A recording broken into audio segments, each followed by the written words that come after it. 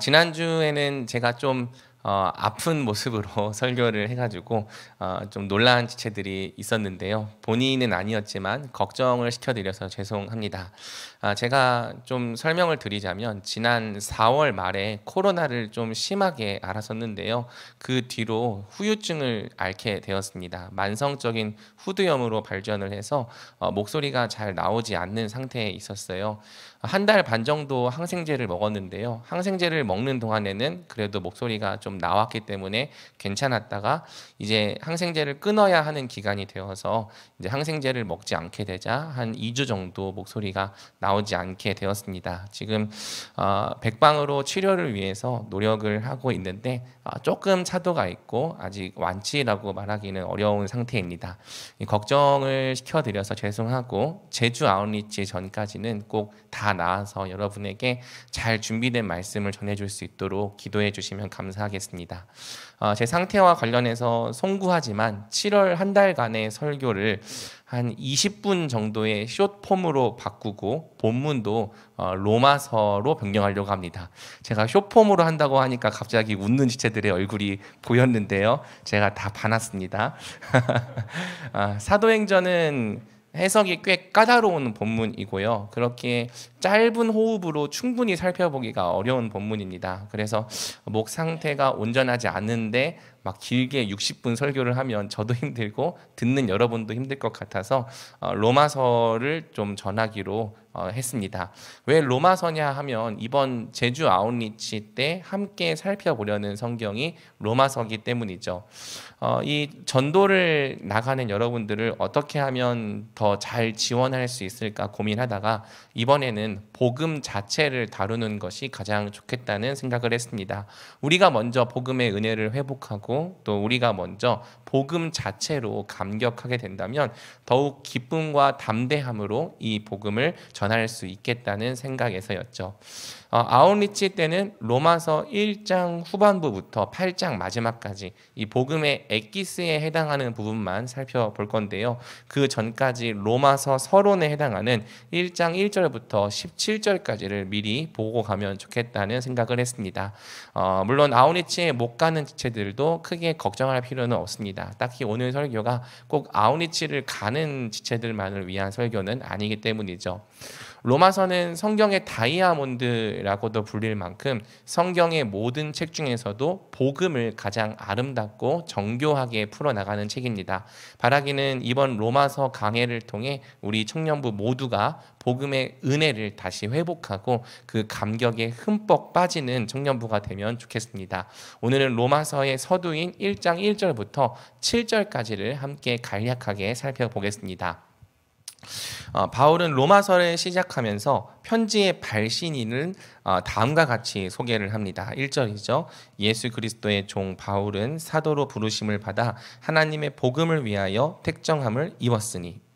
바울은 자신을 하나님의 복음을 위하여 택정함을 입은 종이자 사도라고 소개합니다. 바울에게 있어서 복음은 자기 자신보다도 중요했던 거예요. 그래서 바울은 복음을 더 높이고 자신은 그 복음을 위한 종이다, 그 복음을 위한 사도다라고 낮추고 있는 거죠. 도대체 복음이 뭐길래 바울은 내 자신보다도 복음이 더 중요하다고 말하는 걸까? 2절은 복음을 다음과 같이 정의하죠. 우리 2절을 함께 읽어보겠습니다. 시작. 이 복음은 하나님이 선지자들을 통하여 그의 아들에 관하여 성경에 미리 약속하신 것이라. 복음은 하나님이 선지자들을 통하여 그의 아들에 관하여 성경에 미리 약속하신 것이다. 이 한 문장을 요약하면 오늘 설교의 제목이 되는 거죠. 복음은 그의 아들에 관한 이야기다. 복음이란 성경에 기록된 하나님의 아들에 관한 이야기라고 할 수 있는 겁니다. 3절에서 4절은 그 약속이 정확히 무엇인지를 조금 더 구체적으로 설명해 줍니다. 그의 아들에 관하여 말하면 육신으로는 다윗의 혈통에서 나셨고 성결의 영으로는 죽은 자들 가운데서 부활하사 능력으로 하나님의 아들로 선포되셨으니 곧 우리 주 예수 그리스도시니라. 그의 아들이 누구인가? 육신으로는 다윗의 혈통에서 나신 분이라는 거죠. 이는 예수님께서 구약 성경에 예언된 다윗 언약을 성취하시는 분, 기름 부음 받은 왕으로서 이 땅 가운데 하나님 나라를 회복하시는 분이라는 의미입니다. 그 다음에 성결의 영으로는 죽은 자들 가운데서 부활하셔서 능력으로 하나님의 아들로 선포되신 분이죠. 그러니까 그분은 단지 육신만으로는 설명이 불가능한 분이라는 거예요. 그분은 살아계신 하나님의 아들, 하나님의 본체이신 분이라는 거죠. 그분의 신성이 죽은 자들 가운데서 그분이 부활하실 때 만방에 입증되고 선포되었다는 것입니다.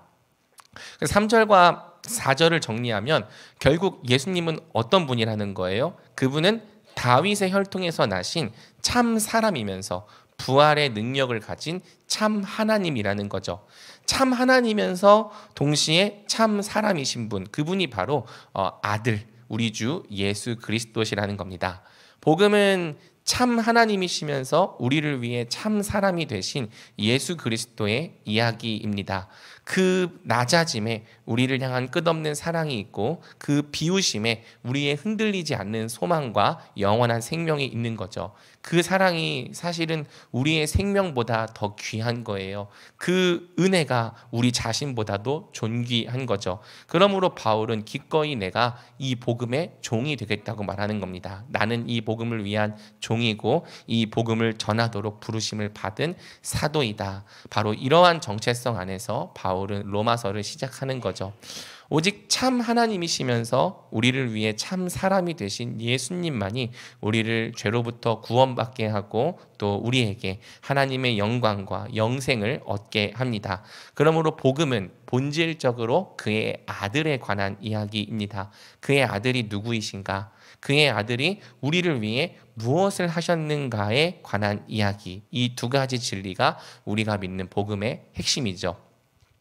자, 그렇다면 그의 아들에 관한 이야기가 오늘날 우리에게 뭐가 그렇게 중요하냐, 이런 생각이 또 질문이 들 수 있겠죠. 5절에서 6절은 그의 아들에 관한 이야기와 오늘날 우리의 상관관계를 다음과 같이 설명해 줍니다. 우리 5절에서 6절을 함께 한 목소리로 읽어보겠습니다. 시작. 그로 말미암아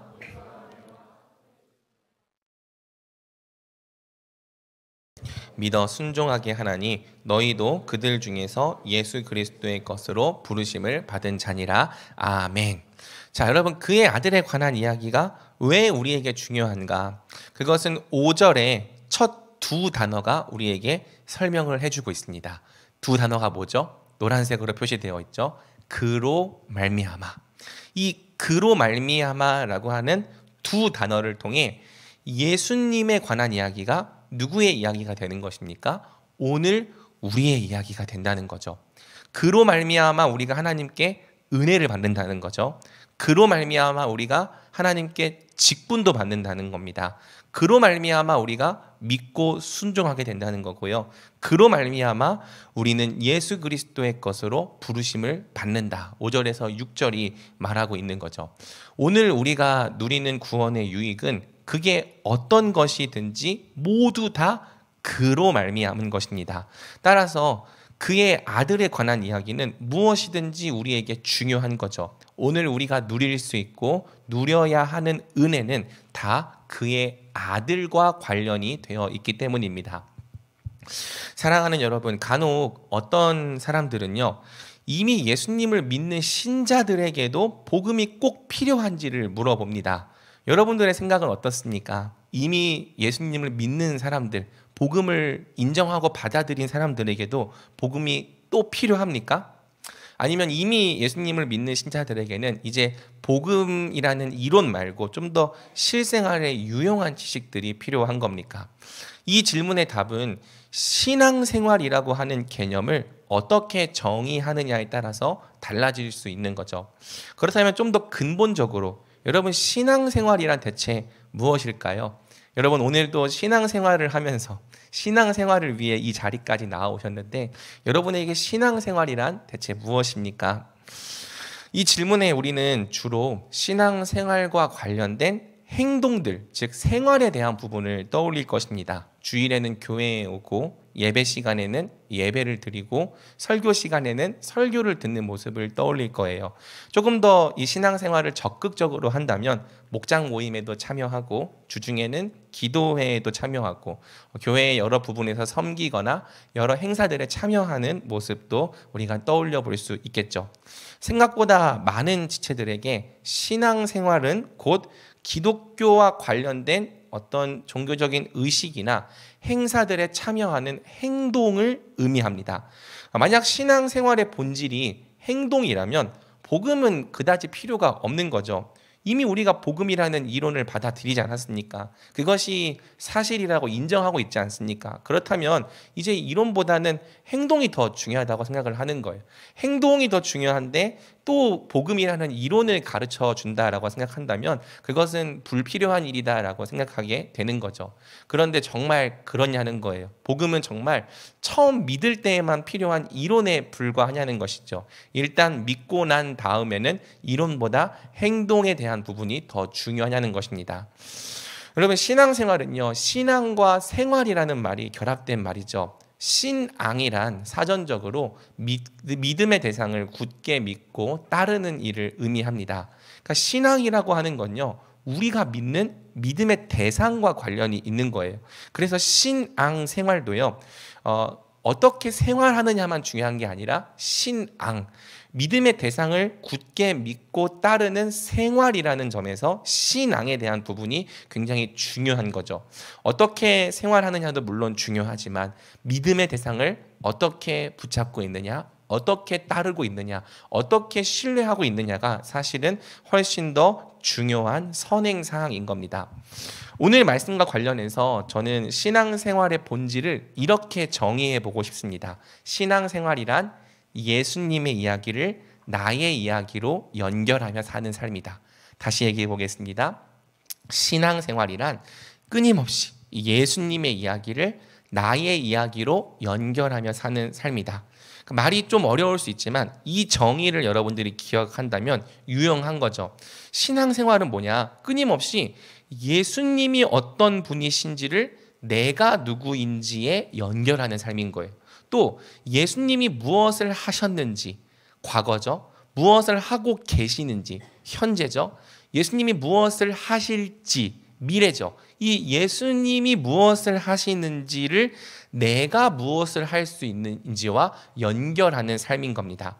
그러니까 본문이 그걸 말해주는 거예요. 그로 말미암아 우리가 은혜를 받는다. 그로 말미암아 우리가 믿고 순종하게 된다. 우리가 하나님께 은혜를 받을 수 있는 것에는요, 사실 우리가 뭘 얼마나 잘했느냐보다 예수님이 우리를 위해 무엇을 했느냐가 훨씬 더 중요한 거예요. 우리가 뭘 잘해서 은혜를 받는 게 아니라 예수님이 우리를 위하여 행하신 일이 오늘 우리가 은혜를 받는 것에 가장 중요한 근거라는 거죠. 믿고 순종하게 되는 것도요, 물론 결단하는 거 필요합니다. 우리의 의지가 필요해요. 그런데 우리가 얼마나 굳은 마음으로 큰 결단을 했느냐보다 지금 보좌 우편에 계신 예수님께서 오늘 우리를 위해 어떻게 중보하고 계시냐가 훨씬 더 중요한 거죠. 오늘 우리가 하나님 앞에 의롭게 여김 받는 것은요, 예수님께서 우리를 위해 먼저 순종하시고 의롭다함을 받으셨기 때문입니다. 예수님의 자격으로 말미암아 우리가 의롭다함을 받은 거예요. 오늘 우리가 하나님의 자녀로서 사랑과 돌봄을 받게 된 것도요, 우리가 뭘 잘해서가 아니라 예수님 그분이 하나님의 아들이시기 때문입니다. 우리와 연합해 주신 예수님이 그분의 하나님의 아들이시기 때문에 우리도 예수님으로 말미암아 아들 된 거죠. 우리가 누리는 복 중에서 예수님과 상관없이 주어지는 복은 하나도 없는 겁니다. 우리가 누리는 정말 작고 사소한 복조차 모두 예수님과 관련이 있는 겁니다. 그래서 성경은 하늘의 신령한 복이 모두 예수님 안에서 예수님을 통해 우리에게 주어진다 말하는 거예요. 우리 에베소서 1장 3절 함께 읽어볼까요? 시작. 찬송하리로다 하나님 곧 우리 주 예수 그리스도의 아버지께서 그리스도 안에서 하늘에 속한 모든 신령한 복을 우리에게 주시되 아멘. 그러므로 사랑하는 여러분, 능력 있는 신앙생활의 비결은요, 내가 누구인지를 생각하기 전에 항상 예수님이 누구신지를 먼저 생각해 보는 겁니다. 내가 무엇을 해야 할지, 내가 무엇을 할 수 있는지를 생각하기 전에 예수님이 무엇을 하셨는지, 또 예수님은 무엇을 하실 수 있는지를 깊이 묵상해 보는 거죠. 만약 오늘 우리가 누리는 복이 모두 다 예수님과 관련이 있고 예수님으로 말미암는다면 우리는 예수님을 아는 지식을 결코 쓸모없다고 말할 수 없을 것입니다. 왜? 예수님이 누구신지를 아는 건 오늘 내가 누구인지를 아는 거예요. 예수님이 무엇을 하시는지를 아는 것은 내가 무엇을 할 수 있는지, 또 내가 무엇을 해야 하는지를 알게 되는 거죠. 쉽게 말해서 예수님은 우리 신앙생활의 사용 설명서라고 할 수 있습니다. 여러분들이 어떤 제품의 설명서를 보면 그 제품을 어떻게 사용할 수 있는지, 그 제품이 무엇을 위한 것인지 알 수 있는 것처럼 성경에 기록된 예수님을 배우고 예수님이 어떤 분이신지, 예수님이 무엇 하셨는지를 읽는 것은요, 내가 누구고 내가 어떻게 살고 내가 무엇을 할 수 있는지를 알려주는 우리 신앙생활의 설명서라는 거죠. 예수님이 누구신지, 예수님이 무엇을 하셨는지를 정확히 읽어봐야지만 오늘 우리가 그로 말미암아 온전하고 거룩한 삶을 살 수 있게 되는 것입니다. 그래서 신앙생활이란 끊임없이 예수님의 이야기를 나의 이야기로 연결시키는 삶이라고 말한 것이죠. 그분이 십자가를 지신 게 오늘 나의 정체성에는 어떤 의미가 있는지, 그분이 부활하신 것이 오늘 내가 삶을 살아가는 것에는 어떤 의미가 있는지, 그분이 하나님 우편에 앉아서 선지자와 제사장과 왕으로서 우리를 위해 중보하고 계신다는 진리가 오늘 우리를 어떻게 살아가게 만드는지 똑바로 알고 똑바로 믿고 거기에 기대어 살아가는 삶이 참된 신앙생활의 본질인 겁니다. 우리가 무엇을 해야 할지는 그 다음의 문제인 거예요. 그리고 예수님이 무엇을 하셨는지를 알면 우리가 무엇을 해야 할지, 우리가 무엇을 할 수 있는지도 자연스럽게 알게 되는 거죠. 이처럼 능력 있는 신앙생활의 비결은 모두 예수님이 누구신지를 알고 예수님이 무엇을 하셨는지를 믿는 것과 관련이 있지만, 많은 사람들이 의외로 정작 자기의 신앙생활에서 예수님에 대한 관심을 끄고 살아가는 겁니다. 아까 말했던 것처럼 신앙생활에서 신앙에 대한 영역이 거의 없고 생활에만 치중되어 살아가는 거죠. 예수님이 누구신지, 예수님이 뭘 하셨는지에 대해서는 깊이 알아갈 생각이 없고요. 그냥 내가 누군지, 내가 뭘 해야 할지 밖에 관심이 없는 거예요. 이처럼 예수님에 대한 관심과 지식, 믿음이 상실된 상태를 우리는 복음을 잃어버린 상태라고 정의를 해버릴 수 있는 거죠. 여러분, 복음이 없으면 우리의 신앙생활은요 반드시 실패할 수밖에 없는 겁니다. 왜? 성경이 말하는 바 우리는 스스로 좀 결단하고 마음을 먹는다고 해서 옳게 살아갈 수 있는 존재가 아니기 때문이에요. 여러분, 좀 마음 먹고 결단해서 우리가 옳게 살 수 있는 존재였다면 복음이 뭐하러 필요했겠습니까? 우리가 좀 힘을 내서 하나님 앞에서 의롭게 살 수 있는 존재였다면 예수님 뭐하러 죽으셔야 했겠습니까? 조금만 더 노력하면 다 옳게 살 수 있는데 복음은 그다지 필요하지 않은 거죠. 하지만 그럴 수 없기 때문에, 우리가 스스로 노력한다고 해서 옳게 살 수 없기 때문에, 스스로 좀 마음 먹고 결단한다고 해서 옳게 살아갈 수 없기 때문에 참 하나님이신 예수님이 참 사람이 되셔서 우리를 위하여 죽으시고 부활하신 겁니다. 사랑하는 여러분, 그로 말미암지 않고서는 아무도 은혜를 받을 수 없는 거예요. 그로 말미암지 않고서는 아무도 똑바로 믿고 순종할 수 없는 거예요.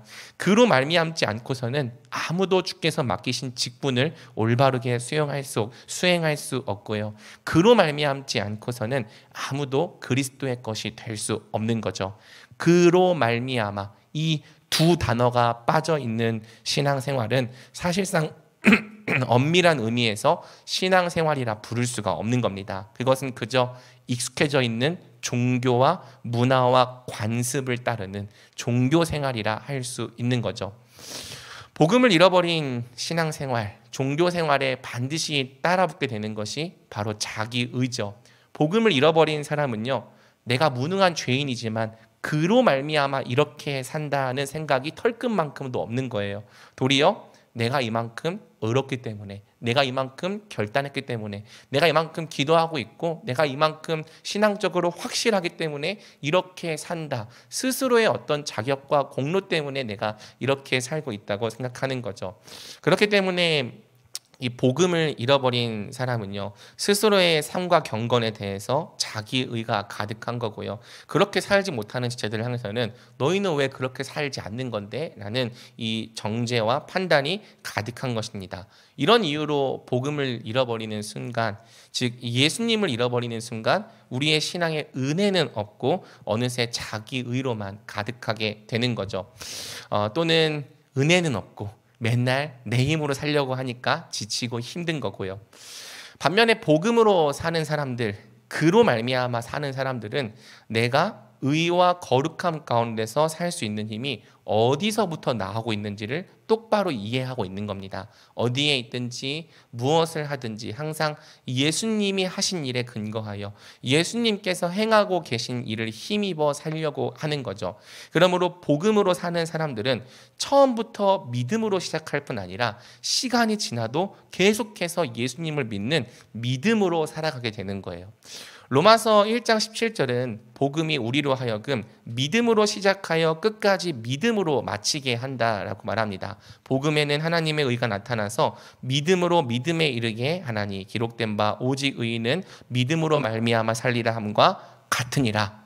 그러니까 여러분, 믿음으로, 그러니까 처음 믿을 때 예수님을 믿는 믿음으로 시작해서 갑자기 어느 순간에 자기의와 종교로 마치지 않으려면, 끝까지 예수님을 믿는 믿음으로 마치려면 우리에게 복음이 필요한 겁니다. 복음은 우리가 처음 예수님을 믿고 믿음을 시작하는 데만 필요한 것이 아니라 믿음으로 계속 살아가기 위해서, 또 믿음으로 끝까지 맞춰지기 위해서도 계속해서 필요한 거죠.